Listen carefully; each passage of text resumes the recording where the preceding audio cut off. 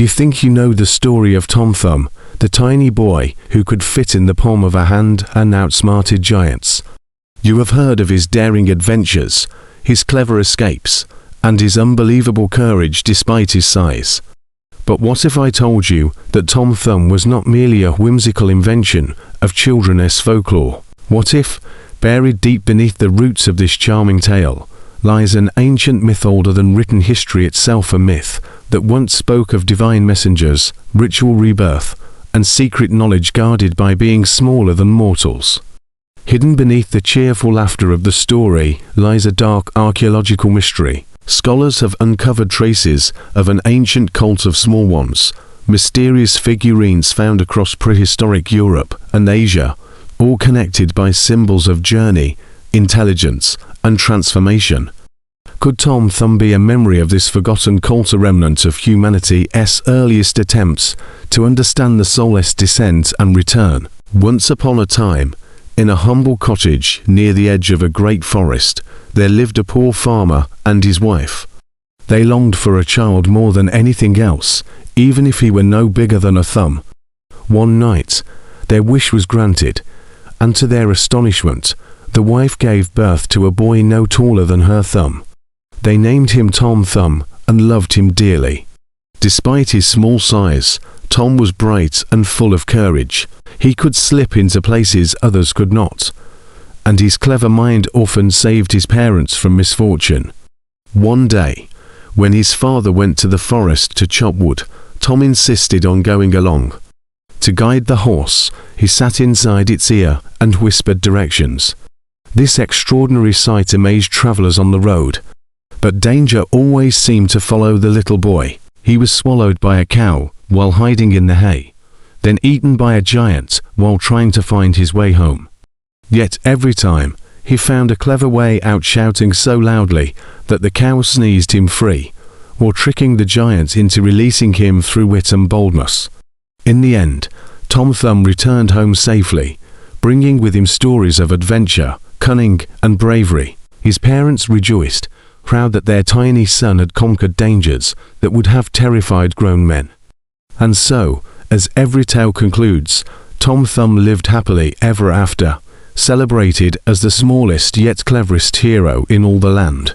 For centuries, children laughed at his antics, imagining a boy small enough to hide in teacups and ride in the pockets of giants. Few suspected that behind this light-hearted tale lay a far older mystery, one written not in ink, but in the stones and symbols of our ancestors. The tale of Tom Thumb did not always sound so innocent. The earliest written version appeared in England around the 16th century, during the age of Elizabeth I, though whispers of a tiny man-child had been circulating for centuries before. Early storytellers portrayed Tom merely as a mischievous child, but as a being touched by otherworldly forces, half human, half fairy. Some even called him the offspring of Merlin's magic, born to serve as a messenger between the world of men and the realm of spirits.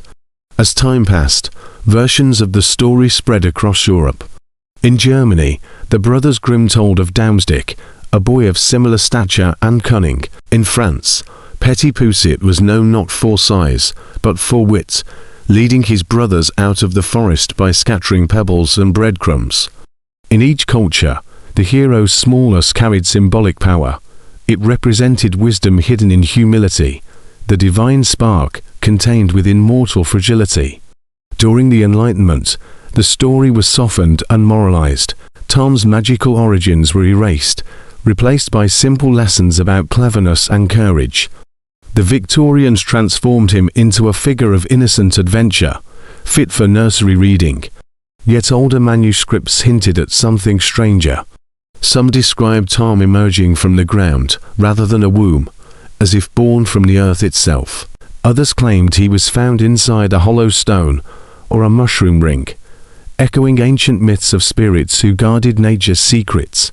Historians began noticing patterns. The earliest depictions of Tom were not in books, but in carvings, tiny humanoid figures found in Neolithic tombs, no bigger than a thumb, clutching what appeared to be ropes or vines. Were these the first images of Tom Thumb, thousands of years before the story was written? Or had the legend grown around artifacts no one fully understood? When viewed through the lens of mythology, Tom Thumb's story mirrors several ancient beliefs. In Greek myth, there was Hermes, the small but swift messenger god who could move freely between the worlds of gods and men. Like Tom, Hermes was a trickster and the guide, often escaping from danger with cunning words. The Japanese spoke of Ishimboshi, the one-inch boy, a warrior so small he sailed the rivers in a rice bowl and fought ogres with a sewing needle.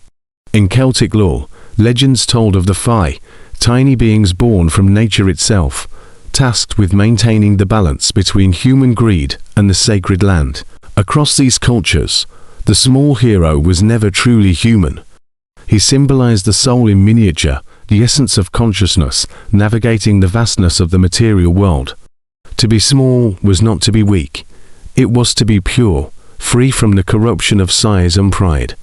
Tom's constant journeys into the bellies of beasts and giants also echo mythic motifs. In ancient Egyptian texts, the sun god Ra was said to travel nightly through the body of a cosmic serpent, only to emerge reborn at dawn. Likewise, Jonah in the Hebrew Bible survived 3 days inside a great fish, representing spiritual death and rebirth. Could Tom's repeated swallowing and escape represent this same ritual passage and allegory of transformation, where the soul must pass through darkness to be renewed? The tiny boy's wits and intelligence may symbolize divine wisdom that hides in humble vessels. His adventures riding in the ear of a horse, speaking from the stomach of a giant, reflect humanity's oldest fascination with transcendence. From a psychological view, Tom Thumb might represent the inner self, the small but indestructible spark that guides us through life's monstrous trials. Perhaps what the old storytellers tried to preserve was not a mere children's tale, but a coded message about rebirth, resilience, and the eternal struggle of the human spirit within the great body of the world. In 1894, deep in the chalk valleys of southern England, archaeologists uncovered something extraordinary: a small burial chamber containing a stone figurine no larger than a thumb. It was carved with delicate precision, wearing what appeared to be a pointed hat and carrying a staff or needle-like weapon. Surrounding it were miniature vessels, animal bones, and fragments of ochre pigment. The find was catalogued as ritual object of unknown purpose, but local folklore immediately linked it to the tale of Tom Thumb. As decades passed, similar artifacts surfaced across Europe and Asia, in the mountains of northern Spain, in the river valleys of the Czech Republic, and even in the highlands of Vietnam. Small humanoid carvings with near-identical proportions were found. Each was less than 2 inches tall, always placed near ancient hearths or entrances to caves. Radiocarbon dating placed some of them at over 6,000 years old, predating written language. Patterns began to emerge. The artifacts were associated with myths of miniature people, guardians of the underworld, and messengers of the divine. A 1978 expedition by Dr. Margaret Hensley of Oxford University proposed that these figurines represented soul guides, beings believed to help the deceased navigate the boundary between life and death. When the team compared symbols carved on the figures' backs to Celtic and Norse runes, they discovered recurring motifs of spirals, eyes, and serpents, ancient emblems of rebirth and protection. Even more striking was a discovery in 2012, when underwater archaeologists exploring the drowned Neolithic site of Doggerland between Britain and Denmark retrieved a polished stone tablet. Inscribed on its surface was a sequence of pictographs depicting a small human entering the mouth of a beast and emerging from its tail. Scholars dubbed it the Passage of the Little One. To mythologists, this was unmistakable evidence that the tale of Tom Thumb, or at least its symbolic ancestor, dates back to the Stone Age. What had survived in nursery rhymes was the echo of an ancient ritual, one that marked the transformation of the soul, the victory of intelligence over primal chaos, and the eternal cycle of descent and return. To understand Tom Thumb's mystery, we must decode its symbols. What seems like simple adventure conceals profound spiritual meaning. The tiny size of Tom symbolizes the spark of consciousness, the divine essence within humanity that remains pure despite the weight of the physical world. It is the same motif found in Buddhist texts describing the diamond soul, the smallest yet the most indestructible part of existence. The animals that swallow Tom more than comedic obstacles. In ancient myth, to be swallowed by a beast represented entering the womb of the earth mother, the cosmic return to origin, before rebirth. The cow, the fish, the giant's belly, each symbolizes a gate between worlds. Tom's repeated survival signifies not just cleverness, but initiation. He passes through death-like darkness and emerges renewed, much like the sun's daily resurrection. The horse's ear, where Tom hides to guide his father's journey, may signify the voice of intuition, the invisible wisdom that leads humanity through danger. In ancient Indo-European myth, horses were linked to the sun's chariot, the vehicle of divine consciousness. Tom's place inside the ear of the horse could thus represent the hidden voice of the spirit guiding the forces of life itself. Even Tom's needle sword, often described in folklore, bears symbolic weight. The needle, slender yet sharp, unites and repairs, just as the spiritual seeker mends the separation between body and soul. The act of sewing or piercing in ancient ritual often symbolized creation, through precision a divine act of order emerging from chaos. In this light, Tom Thumb's entire life becomes a sacred drama. He is not a child of accident, but a manifestation of the eternal little one spoken of in Gnostic and alchemical texts, the pure Eternus, or eternal child, who never grows old, because he exists outside time. His smallness is the measure of his perfection, his humility the mark of divine strength. When seen this way, every episode in his story transforms into a fragment of ancient cosmology. The clever escapes are no longer mere tricks, but sacred lessons. Wisdom is not measured by size, and the soul that remembers its divine origin can pass unharmed through the jaws of the world. The story of Tom Thumb you thought belonged only to the nursery reveals itself now as something far older and far deeper. Beneath the laughter of a tiny boy tricking giants lies the voice of ancient humanity, whispering of death and rebirth, of wisdom hidden in humility, of spirit triumphing over flesh. The archaeological record confirms what myth has always known, that stories are not born from imagination alone, but from memory echoes of rituals and symbols, once carved into stone, sung beside fires, and buried with the dead.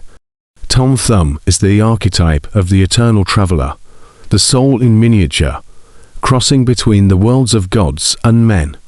His journey through bellies and beasts is the soul's descent into matter, and its triumphant emergence into light. His cleverness is the mind's power to perceive truth even in darkness. His smallness reminds us that greatness often wears a humble form. When we tell his story today, we unknowingly repeat a prayer older than civilization itself. We speak of entrance, of rebirth, and of the mystery that makes humanity more than flesh and bone.